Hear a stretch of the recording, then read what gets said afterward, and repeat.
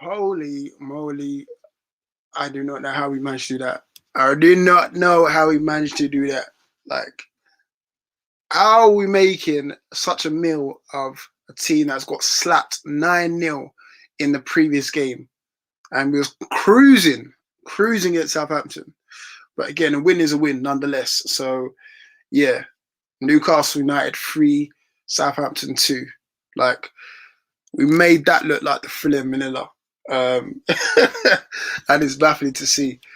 It is baffling, but at the same time, it's a happy baffling because again, I'm sitting here talking about 3 points. Yes, Michael, what you saying, bro? It feels weird because again, 2 Saturdays in a row, I'm smiling. Johnny, I like that, Johnny. I like that. Graham Jones 2 wins in 3. Listen, I've not even got onto the Graham Jones hype yet. Don't get me started, Johnny. Don't get me started. But it feels weird, as I was saying earlier. Just it feels weird to be smiling twice in 2 consecutive Saturdays. And again, once again, I can watch Match of the Day with pleasure, with pride, because that feels weird. Usually, I'm shying away from Match of the Day, not really enjoying it.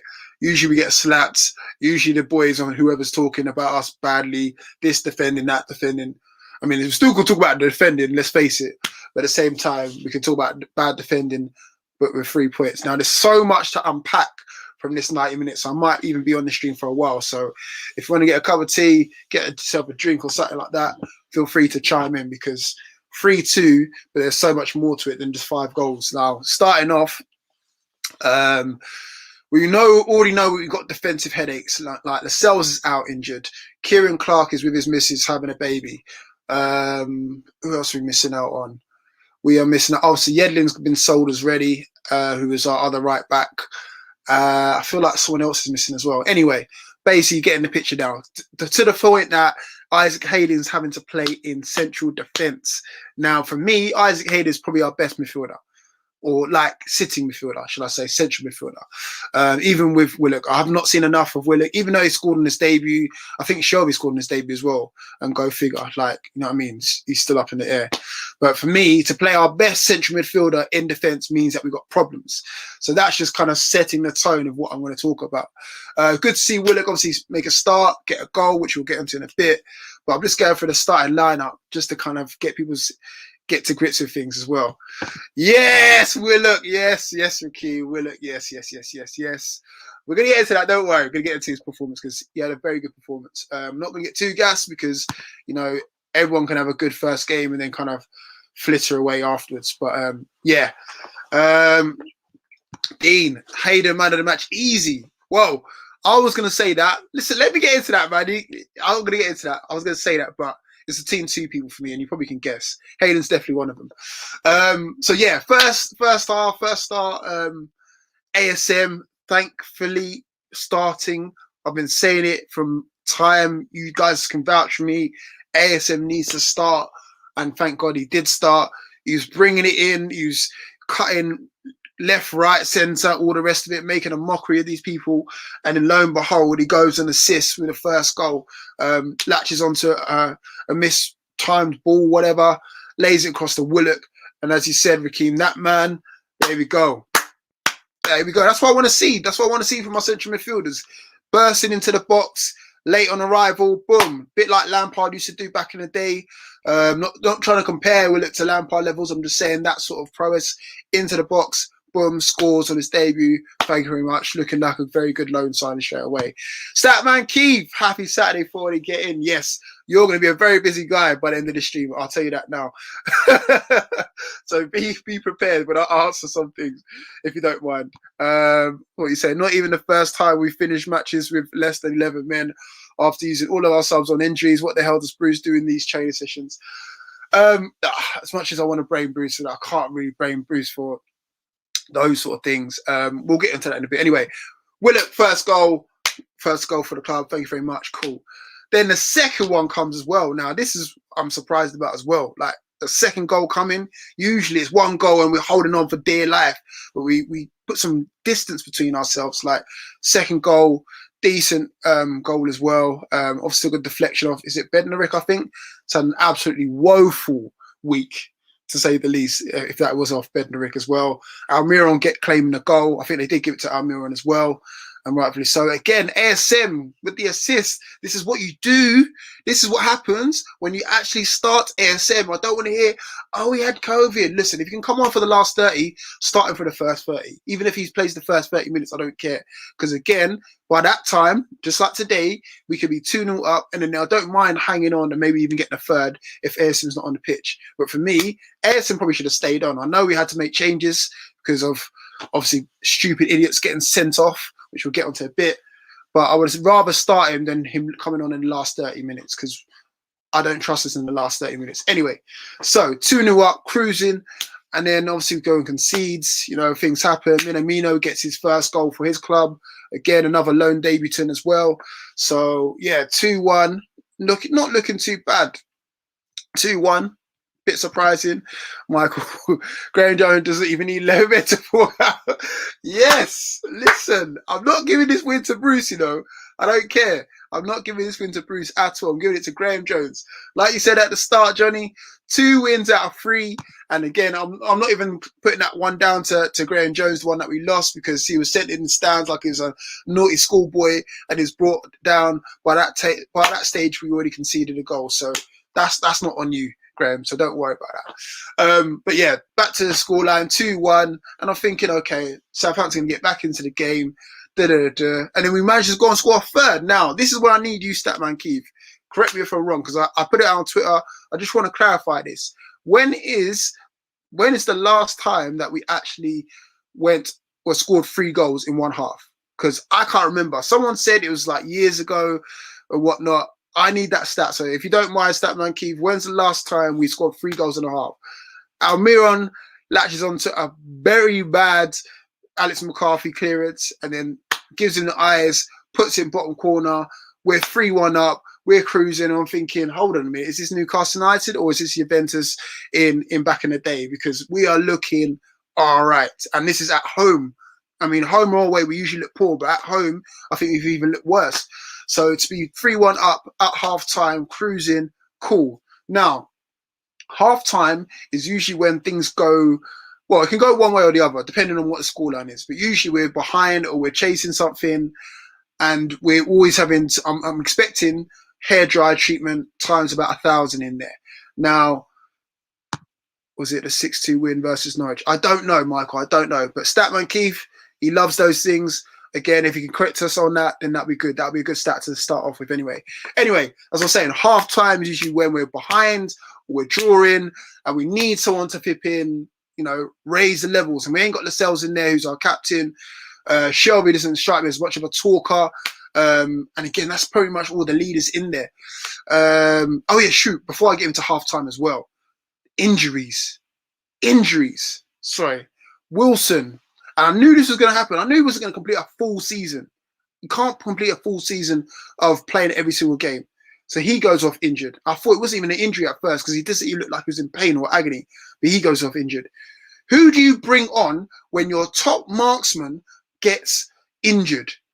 You bring on Joe Linton, the guy that is dumb enough to get a haircut during quarantine or whatever you want to call it, lockdown, and then put it online. That guy. That's the guy you put on. That's dumb. So you got Dwight Gale and Andy Carroll and even Ryan Fraser on the bench, but yet you choose to put on Joe Linton. Joe Linton, what does he do? He still doesn't offer anything to me. I do not see it. That's the dumbest decision. That's the dumbest decision, number 1. Number 2, it's not his fault, but Manquillo gets injured as well. I think that's even before the Wilson one as well, so I skipped ahead. But then you bring on Emil Kraft. Okay, light for light. It is what it is. Do you know what I mean? We're struggling for defenders. Like I said at the start, we haven't got that many options anyway. So again, you've already made 2 choices in terms of what's happening. Then it's half-time. Dean, what you're saying, feels like the last time we scored 3.5 was when the Dinosaurs. This is why I had to get the stats, bro. This is why I had to get the stats. It does actually feel like that. That's not even an exaggeration either. Then what will happen? Yeah, half-time, come out. Okay, at the start of the first half, now, if you went to the toilet and took 5 minutes, you missed a hell of a lot. You missed the, like, imagine a book, imagine a story. You missed the chunk of the part of the story in those 5 minutes. Not only does Shelby miss a sitter, Not only does James Ward-Prowse put one top bins, best free kick taker in the league right now, easy, hands down. But we also have Jeff Hendrick, who got a yellow card in the first half, gets a second yellow and gets sent off. Now, so much to unpack in those three things. First off, I might even go back to front. First off, Jeff Hendrick getting a second yellow. Please tell me, and I know I joke about this and all the rest of it, but I know, is he Steve Bruce's son? Seriously, am I missing something here? Because why does he start every single game? What does he bring to the table? Absolutely nothing. Jeff Hendrick brings nothing to me, for me. And again, I'm sure a lot of people say the same thing as well, because he gets sent off. And again, throughout the game, I was thinking, what do you do? What do you do? I put you in the same category as Joe Linton. What do you actually bring to the table? Nothing. Zero. Zilch. And then he gets sent off. Right, we're going back. So Jeff Hendrick gets sent off. James Ward-Prowse, we can't do nothing about that. Probably shouldn't give away the free kick in such a easy area. I think I put it out on Twitter saying like James Ward-Prowse in that area is pretty much like giving Alan Shearer a penalty in the Gallagher end. It's that easy. That easy. And then also as well, John Joe Shelby, Mr. Absolute Sitter, he can get the same Hendrick as a Jeff Hendrick, same treatment as a Jeff Hendrick. What do you do? He does a little bit more than Jeff Hendrick, but again, he's got the captain's armband on. He's been here a numerous amount of years now. I need to see you contributing more. If we go 4-1 up, I don't think Jeff Hendrick's getting sent off. I don't think we're flipping conceding that free kick.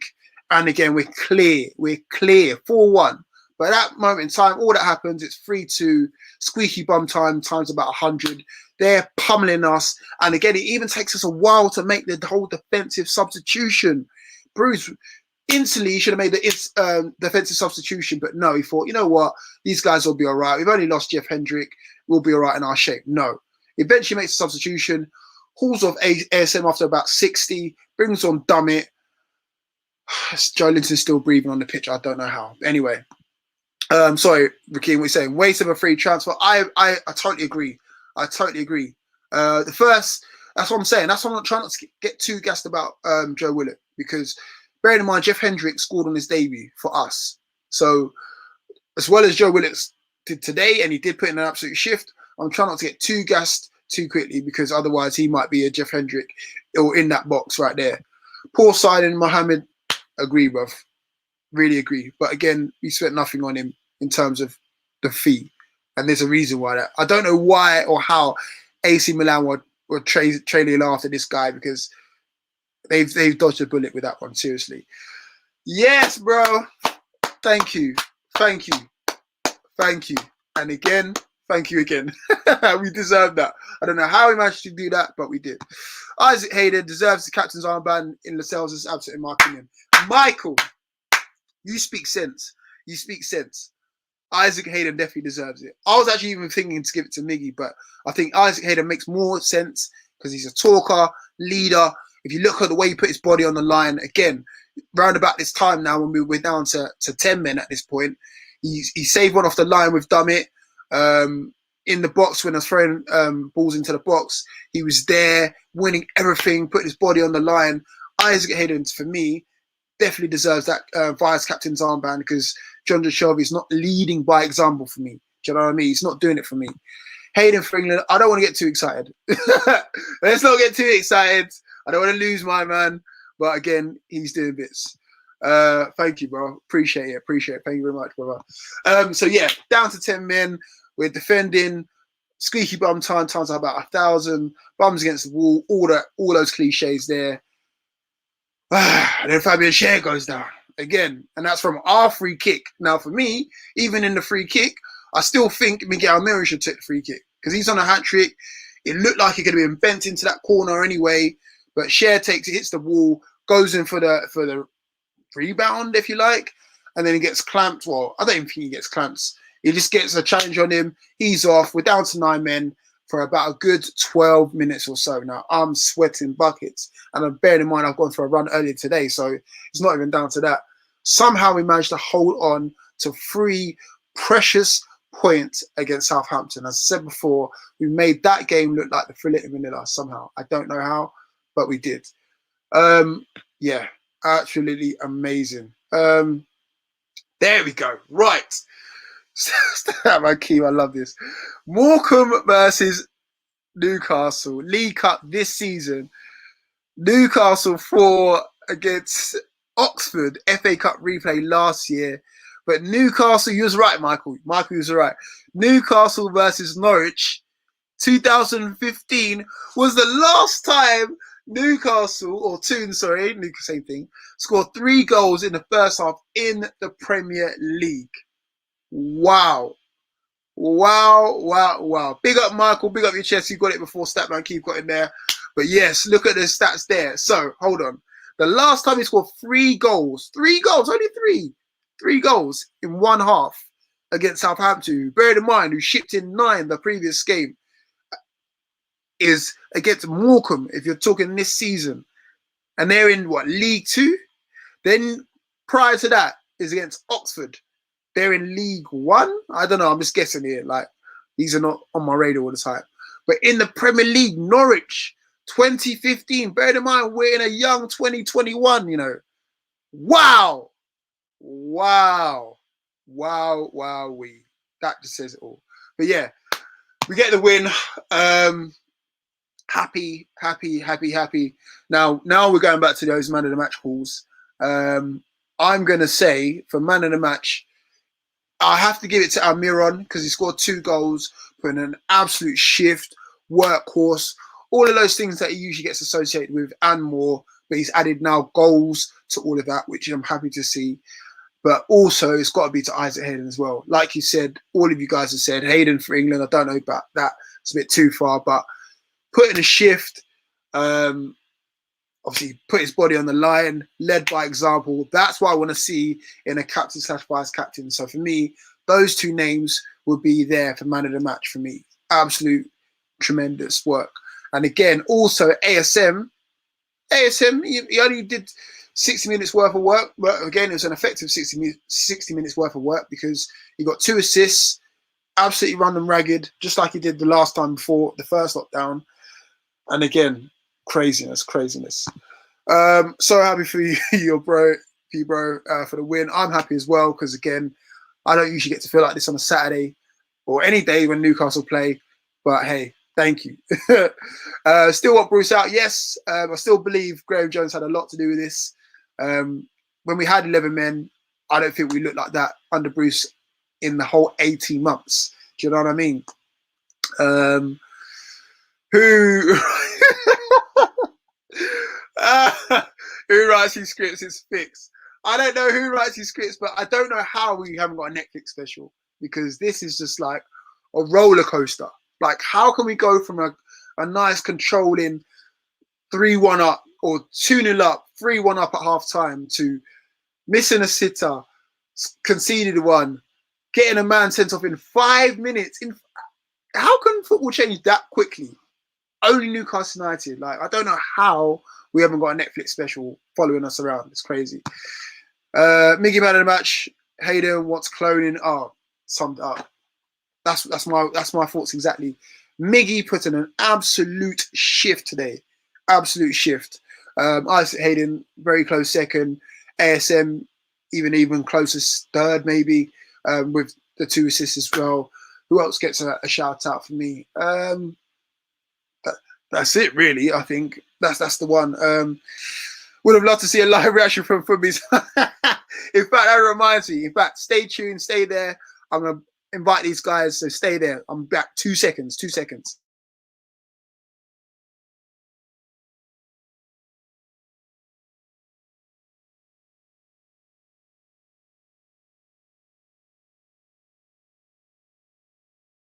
Right, I'm back. Sorry, just had to invite the boys. So they might be coming in. So yes, would have loved to see that live reaction too. That would have been hilarious just to see everyone just freaking out as well. Statman Keith, 40. Almiron is BBC's man of the match at 7.57 out of 10, followed by Willock. And it's okay. I mean, look, give Willock his due. He did get on the score sheet. First goal for the club as well on his debut.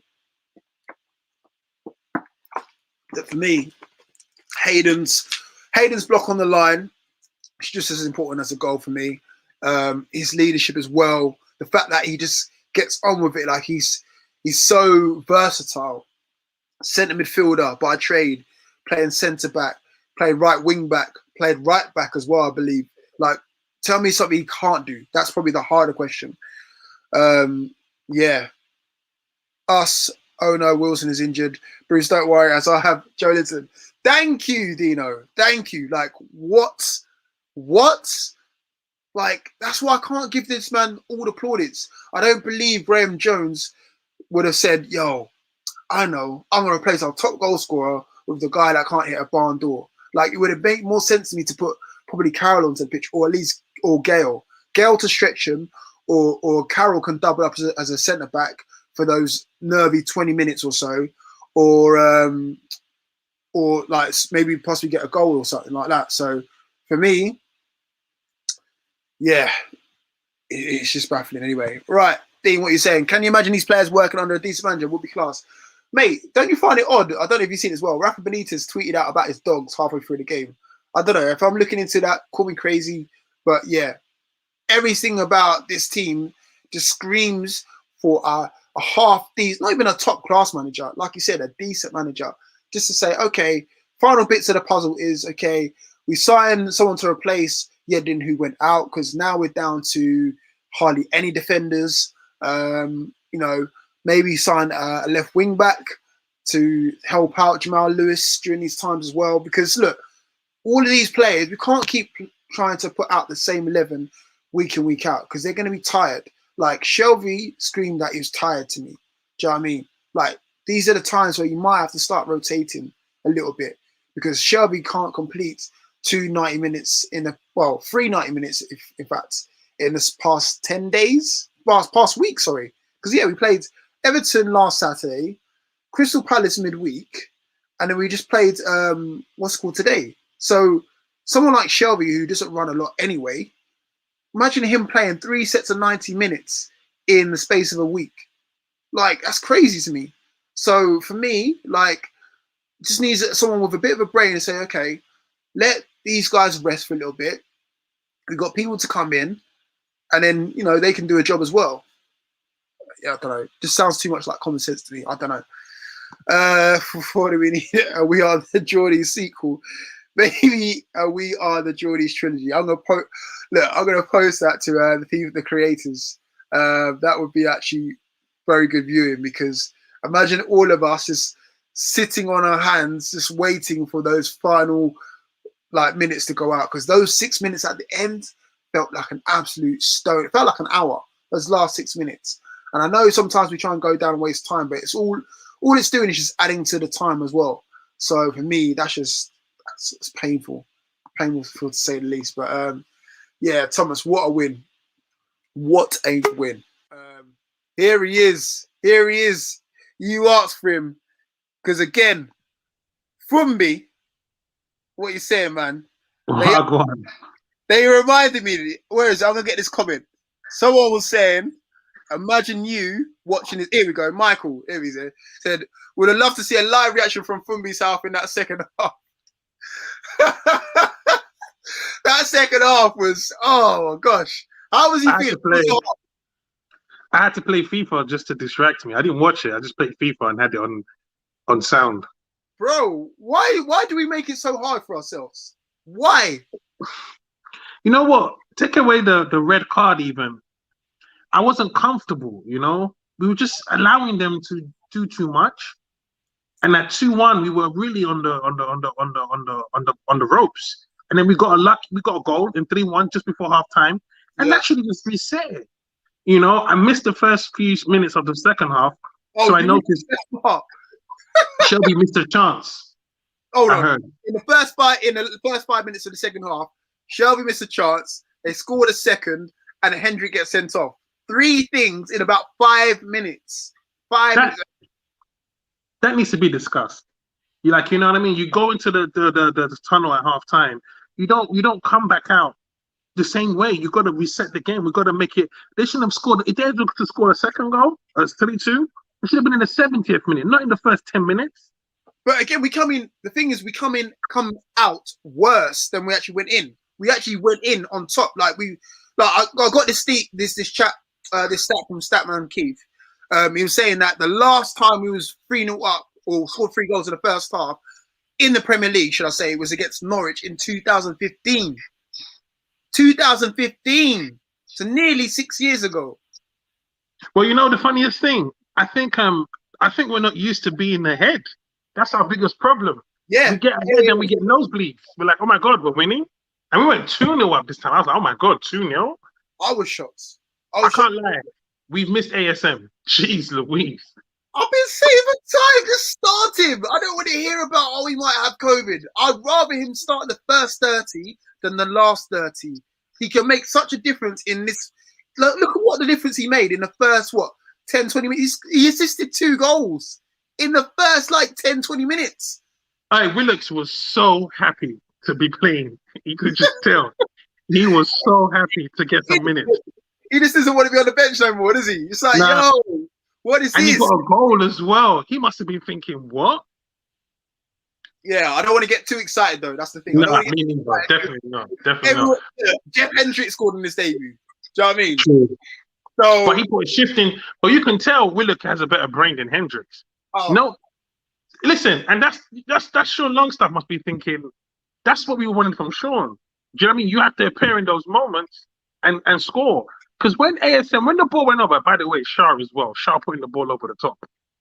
When the ball went over the top, I thought, ooh. But the way he brought it down and turned the defender.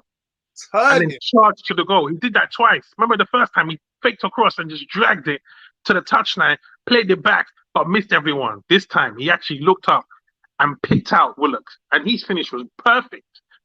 And I'm thinking, cool. Then the second one, great ball again from Shelby. Was it Shelby? I don't know if we're giving Shelby credit today, because for me, ball over the top from whoever. I think it was Shah again. I can't remember who it was. And it gets to ASM, but he stretches. And I said, all right, play it back to Miggy because he's right there. And then Miggy got the ball, I was thinking, just shoot. Make the keeper make a save, and then hopefully a ricochet. But he got better because he shot and it deflected in. So you're thinking, okay. If you don't shoot, you don't score. Do you know what I mean? That's it. And then we let them play. That second goal, their first goal, was Shelby's fault because we had the set piece and he played the worst ball into the box and they counter and score because we didn't get our shape back.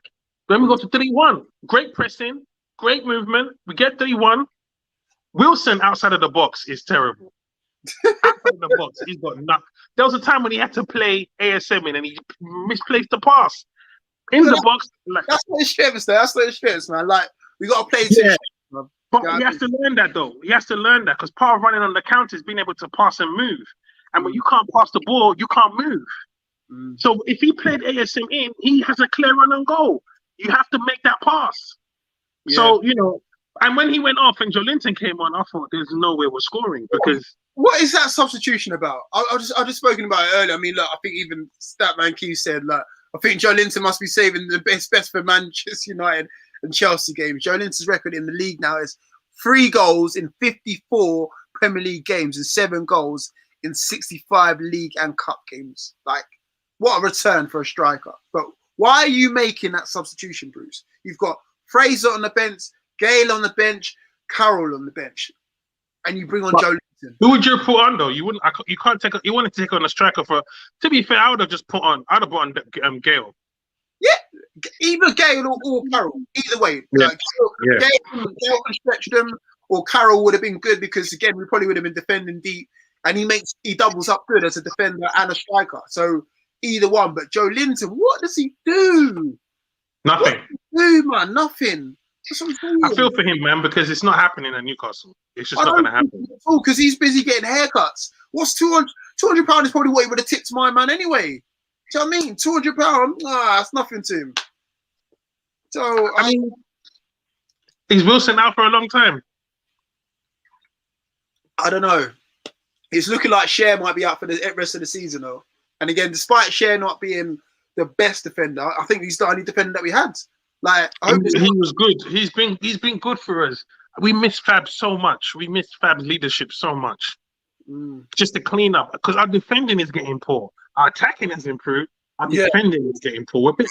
It's almost like we're just a bit nonchalant with it. And I just like us to be a bit more we were just giving away silly goals, man. The first goal was a silly goal to give away. And Yeah. and then fortunately, the funny thing, I knew with 10 men would be okay. Did you? Yeah, because we're used to lying back and defending. We're used to that. But again, when you say 10 men, we're already playing with a man down because we got Joe Linton on the pitch. Do you know what I'm saying? So we were playing. Yeah, but he's still a man, though. He's still a man. You're talking about attacking. With 10 men, I knew would be okay because that's how we played most of the season anyway. Our problem is pushing these teams back, scoring, and staying on the front foot. Lying down and just hoping for luck was what was our MO anyway. Now we're trying to move to another level of. So in a way, the 3 goals that we got saved us because when it came to just backing up, we could do that.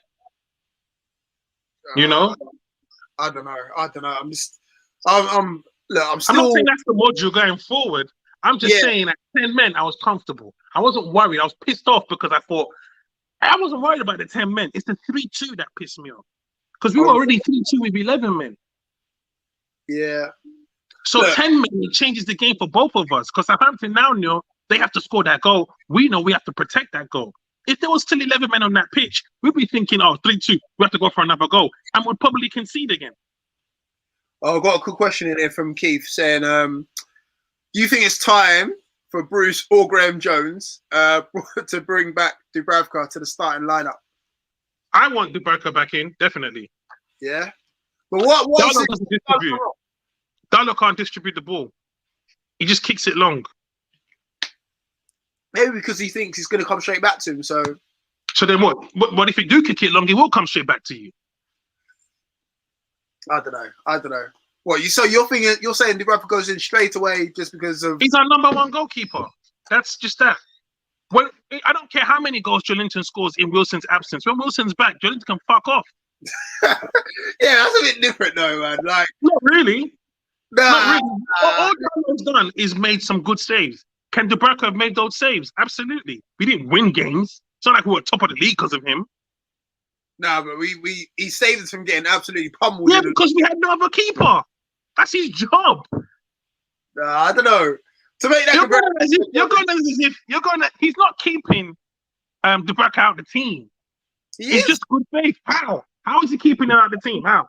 This is our second 11 games. How is he keeping him out of the team? Well, Dubravka's on the bench. Yeah, not because Darlow's exceptional and he can't match him. It's because he's been injured and it's just good faith. If they replace him tomorrow, I'm not going to be like, oh man, why are you bringing Dubravka back? That's a solid goalkeeper. Listen, you do not want Dubravka to say, well, then I want to start leaving. You don't want to hear that. Obviously, forget that. So then you have to remember, if that's your number 1 goalkeeper, you treat him like that. You don't treat him as the apprentice to Carl Darlow. Nah. If De Gea comes back from injury, or Couture, or Iker Casillas, or Ederson, the substitute goalkeeper goes home. So you're just saying, yeah, cheers for filling in for a little bit. He's played 3 or 4 games since Dubravka's been back. Yes, that's good enough. Bye. Boy. Wow, you're just ruthless, yeah? Just get rid of it like that. You were begging ASM to go into the team straight away. It doesn't matter. Well, that's different levels. Because ASM is Wait, it's not different levels because I remember when Darlow, prior to the season, you didn't even want Darlow in goal. You were never fans of Darlow. No, that was you. Don't try that. No. That was Pete. Back me up. I was the one. In fact, it was probably you and Pete. You did not want him. I said keep him. No. For what though? For what? What was so good about Darlow that you saw? No, just because he's a good backup goalkeeper. I didn't. A good what?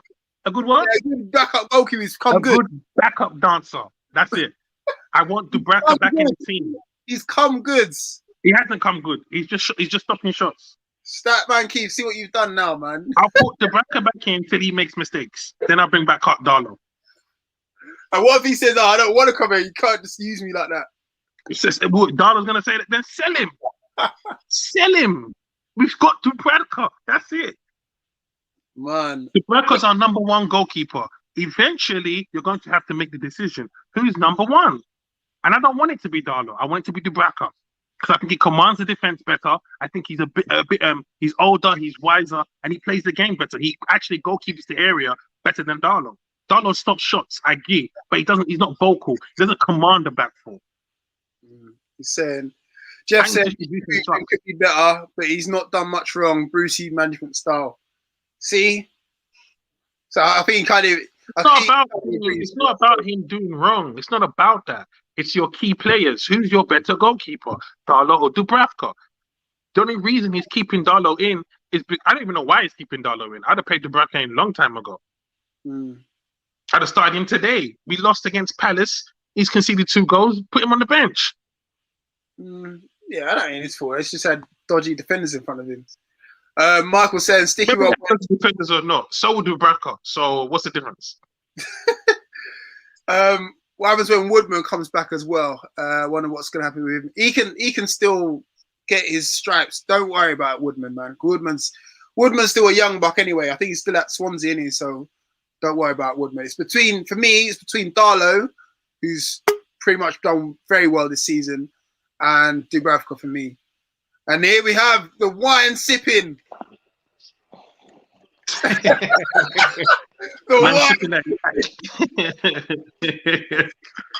Hey Pete, tell your boy Dubravka has to come back in the team now. Tell your boy that, please. Man saying Darlow's been doing well, bro. I want the number 1 back in it. Yeah, he's done well. Red carpet. Take him upstairs. But first and foremost, get the fuck in there. Fucking get in there. Fucking hell. Unbelievable. From the lads, honestly, to a man, Joe Linton aside, they were fucking brilliant. Oh man, Joe Linton and Hendrick and Shelby aside. Joe Linton, Hendrick, Shelby, everyone else, them aside. I can't even say anything bad about Shelby. The guy was decent on the ball in the first half. He worked his socks off second half. I can't even fault him today. Hendricks, up until he was actually playing well. Card, he was doing okay. But Joe Linton, actually playing well. My God, Joe Linton. He's not even professional football standard. I'm sorry. Do you know what, though, if he came through as an English player, he would not be playing in professional football. Do you know the maddest thing, Pete? At the end of the game, when we needed to kind of hold possession, he did a mad turn that opened up the play and kept possession for us. I was able to lay it off. I was actually shocked. Then he played the ball past him Miguel Amaron. Yeah, that was right at the end, wasn't it? It was that right at the end of the game. He brought it down from a goalkeeper. Yeah.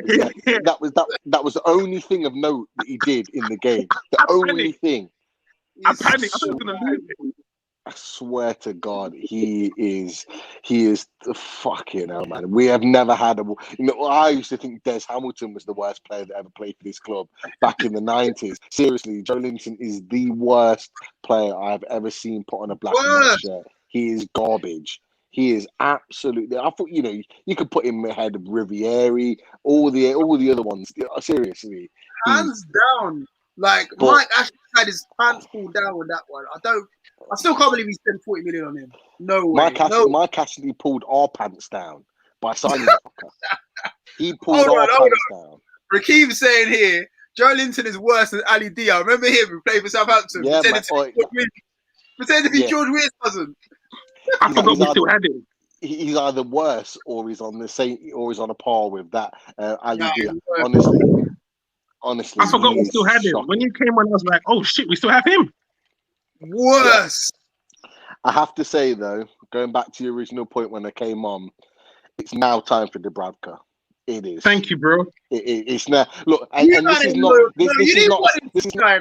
is not a slant on Darlow. Right, this is maybe a little bit, but he's been very good. He's been very good this season. But the key that I always go back to is that Carl Darlow signed a 5-year contract in the summer to be a second choice goalkeeper. He knows his place. He has been fantastic for us. Up there as player of the season, no doubt about it. But when you have a number 1 goalkeeper and he's fit and firing and ready to play, right, he comes in and plays. Right. That's what I'm telling this brother. The first goal, Southampton's first goal doesn't get scored if Dubravka's on the pitch. Okay, he has made some good saves later on in the game though, and I will give him props for that. But it is now time. It's a perfect opportunity. We've got Chelsea and Man United away next. We're not expected to win them. bed Dubravka back into the fold. That's what I would do. And give him a run out at least, and then see how he performs over those next 2 games. But I do think you have to go with your number one, and at the moment, Dubravka is our number one, and should be playing. Well, how are we going to fill these gaps, man? Because look, Wilson's gone off, Cher's gone off. It looks like he's out for the rest of the season, and then Manquillo's out as well. So some of them might be obvious choices because look. Let's face it, we didn't bring someone in to replace Manquillo, so Kraft goes in. Cher, obviously, out for the rest of the season.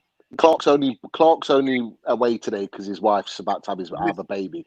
So by next Saturday, when we play Chelsea, he should be back in the team. So that's a natural someone coming back in. I thought Dummett played well when he came on, to be fair. I know it was only 15 minutes or so, but I actually thought Dummett played well. So he'll be an option, provided he doesn't get injured in training, which is no guarantee. Nobody knows where Lascelles is at with his hamstring. And Fede Fernandez, for all we know, he could be back, but we just don't know. So there could potentially be a lot more options to go with. And to be honest, Southampton don't score 2 goals if we have our strongest back 4. The reason why they got in is because we weren't at our best, because we didn't have our best players playing at the back. But regardless of that, I thought they played well. Callum Wilson, I'm not, as long as if it's just a precaution that he came off and he didn't want to risk it, it would be the likelihood it'll be a 2-weeker. And if you're asking me where I would like Callum Wilson to be maybe sitting out, is these next 2 games. Because we're not looking like we're going to win them, we're not favourites to win them. But after that, we've got Wolves at home who are absolutely shocking at the moment. We could get points from that game, and you'd want him rested for 2 weeks and then come back fit and firing for that Wolves game. So it's not the end of the world. You've got Gale on the bench, give him a run out, play him. You've got Andy Carroll, give him his run out, give him his minutes that you've been promising him, whatever. So the Wilson thing, as long as it's not something that's a bad hamstring that's going to be like a 6 to 8 weeker, if it's like a standard 2-weeker hamstring issue, then I'm not overly concerned. Yeah, we got Jake saying, "Are we safe now? 11 points clear from me." What are you saying? No, we're not. We're not safe. We're definitely not safe. I don't think we're safe, but we needed that win because Brighton are an anomaly, and Fulham, you don't want him to just start believing. So, and I think we got a tough run in towards the end of the season.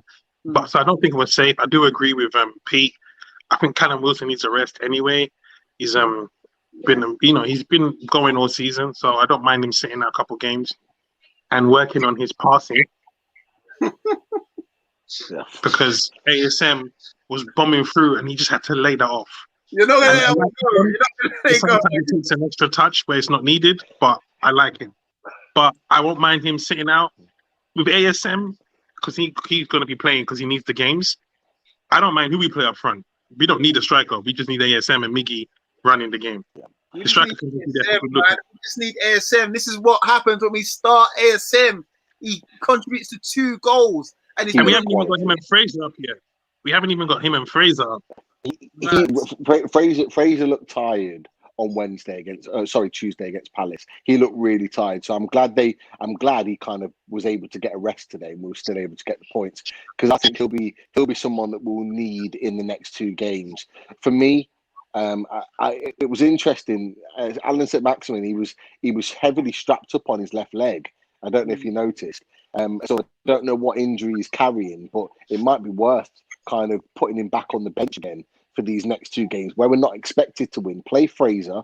If he's fit and firing, play him, play Miggy, play Gale up top, and still have that attacking emphasis because Gale can still run the channels like Wilson does. Maybe not as good as him, but you've still got that attacking emphasis and you've still got a striker that can get you a goal.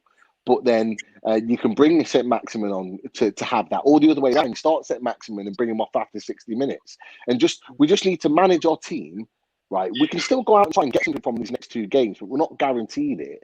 But what you'd want is for us to manage the players to make sure that Wolves game, because after these 2 away games, we've got 7 games. We've got a run of 7 games after these 2, of games where we're playing the likes of Burnley, West Ham at home. Wolves at home. You know, we've got teams. I think West Brom are in there, West Brom away, Brighton away. They're all in that run of 7 games that are coming up that we could really get some points from. So we need to manage ourselves in the next 2 weeks to keep players fit, get players back, and then that Wolves game is where we go, right, okay, let's go again and let's fucking go for teams again. And really kind of, we have to be smart, because if we lose Wilson for a significant period of time, or Miggy, or ASM, like these 11 points can quite easily start to get chopped down. Like we're comfortable right now, and hopefully West Ham right now can do us a job and beat Fulham, because they've got a couple of games in hand on us, and that would really help us out. But you know, we're doing what we need to do, picking up points at the moment, which is good. I think this one was for you two in particular, definitely not towards me. It's about going back to the Darlow one. So, is it not a bit of a kick in the teeth though, like that's for saving us, but now on your bike in reference to Darlow? So. Go on, Fumby. It's not on your back, bro. You're not the number 1 goalkeeper. You were filling in, and now he's back. You don't. If Michael Jackson's injured, you don't go and see Tito. What's wrong with you? Oh yeah. All right, Michael, bro. Nah, don't do that, bro. Come on. But you don't watch Jackson fight about Michael Jackson. You just say, "Hey, when Michael's back, holler, innit?" Fumby's absolutely right. If you look on Darlow's contract, it will say backup goalkeeper, second choice goalkeeper. Now, look, he's doing his job. He's coming in when Dubravka's not fit or whether he's suspended or whatever it is, and he's doing a job for the team. He's now done a long, significant period of time, a job for the team. Now, it's time for him to sit back and let the number 1 do his business. Because all round, let's face it, Darlow's done well. I've got no doubts about that. I was never his biggest fan, but he's impressed me this season. But I don't like his distribution, Pete. Yeah. I mean, look, he's not perfect, but this goes back to my point. Overall, Dubravka is the better goalkeeper all round, in every way, shape, or form. So therefore, he comes back in. There we go. Dean agreeing with you as well, man. So overall, last thing, coaches / managers performance. Who are we giving it to? Who are we giving the praise to? Our man Graham or the backup dancer Bruce? What we saying? Hey, that Graham brother is. Hey, I think when who got injured in the first half? I think it was Maikilo. Yeah, where we had ASM and Miggy. Hey, this one, get tight on that man. You see the picture? Yeah. Get down that man. So you know, he knows what he's doing. That's one thing I know. When we got the third one before half time, I saw him doing this. Press, get compact. I saw him doing that at 3-1. So I know Bruce is the manager, but this ain't him. Hell no, this ain't him. Wait, from me, I got one from you for Statman Keith saying Darlow would be Jermaine Jackson at least. Surely. Can't even give me Jermaine. Yeah. Tell me a Jermaine Jackson song. I mean, I don't know. Exactly. More like Janet Jackson. More like Janet Jackson. If you said Janet Jackson, I said, all right, fair enough. You said Jermaine. Tell me a Jermaine song. Yeah, Jeff saying, I joked that Graham Jones was an estate agent, and Jeff backed me up and said he's a credit estate agent everywhere. So, boy, shout out to our estate agent, Graham Jones, doing the business off and on the pitch, bro. You know what I'm saying? No, for me, first and foremost, this today is not about manager. This is about the players. The players dug in and worked their socks off and played really, really well. But if you're going to credit anyone in that managerial team, it is definitely not Steve Bruce. I looked at one point during the game, and Bruce is kind of pointing to some of the players, but you can see behind him that Graham Jones in the back of the dugout was telling him to do the opposite. It was that pointing the other way, and you know for a fact that those players, if you had the full screen, we're looking at Bruce going, move out of the way. I'm trying to see what the man's saying. Don't say fuck out of here, Bruce. I'm trying to see instructions. We're giving the win to Graham Jones, basically. That's what we're trying to say. Because well played, Graham Jones. I think someone put it in as well. Yeah, in fact, the Statman Keith. Nice of Graham Jones getting his first home win. Great show as always, lads. Thank you very much. Now all these pundits, all of a sudden, now we have good players all of a sudden. Yeah. No, shit all of a sudden. Yeah, I thought we had terrible players for the rest of it. No, we just had a terrible manager. We've got Rio Ferdinand and Janice saying about how well we played and how good our players are. lawned in the likes of Willock and St Maximin when they were saying that they were all championship players a few weeks ago. You know what I mean? That's what I'm saying. These are the same players. They are the same players. All it takes is one person to put them in the right place. Play Miggy in behind Wilson. He goes and gets 2 goals. Miggy, look, since Miggy's been playing in that number 10 role, scored against Leeds, scored 2 today. Did he score against someone else as well? Like, he scored goals. Yeah. West Brom. Miggy scored against West Brom. I think so. I feel like he scored. That was the one he scored after about a minute. He scored after about a minute or 30 seconds or something against West Brom. There we go. That's what happens when we actually play players in the right position. Lo and behold, it's not rocket science, Bruce. Whether Bruce liked it or not, he tried to use Miggy's pace as that counter defender and then run all the way up the pitch. You're gonna kill him. He's not even doing the defensive work as much as he has to because he's got jobs to do and he's still putting in the shift. His second goal. He's such a good player. His confidence has come back. Man's doing nice little dribbles. He's confident. He slows the ball down. Come on, man. On Sky Sports app, at the end, they did a little commentary. This was a great game. Great half from Newcastle. Steve Bruce has revitalized this team. I was like, no. Get out of here, man. Get out of here. Do any of you two know what the possession was for Newcastle? Does anyone know what the possession was? 80-20, particularly in the 80-20 in the second half. What about the first half? What about the first half? We had a lot of the ball. We don't do well with a lot of the ball. Like, think about it. We're the ones that just like, here, we don't know what to do with it. Here, you have it. You have it. Like, that's our thing. So, yeah, 80-20. We still got the 3 points. In Graham Jones we trust. And we move on to the next game to get smashed 2 more games before we actually come back to start winning some games. Well, you know what? It's funny enough, we say those 2 games. We might as well go for it. Express yourself. If you don't think you're going to win, then let's not win in it. 2-3 hits in it. Yeah, just bang them. Go for it. Don't lie back. Don't look for points. Bang them. Yeah. Try and push it to them. Chelsea can get got at. Chelsea can get got at. Yeah. They're not. But if we let them play, they will get confident. Mason Mount and them will get confident. But if we get in their faces, make it difficult, who knows? I'm not saying we should win those games, but I'm not saying we should just come and lie down. Yeah. Anyway, like I said, 34 points will keep us in the league this season, in my opinion. 3 more wins, and we'll be there. There we go. Anyway, guys, I'm going to go off to enjoy some drinks. I'm going to get on whatever Pete's on. It's a brandy one today, man. I was on a brandy one. Okay, cool. I'm going to get some drinks in as well. Watch Match of the Day tonight as well. Appreciate you Twice guys. in a row now. I know, 2 weeks in a row. Oh my God. Cheers for joining me, guys. As always, man. Speak to you soon. Yeah. Take care, boys. Peace. See you later.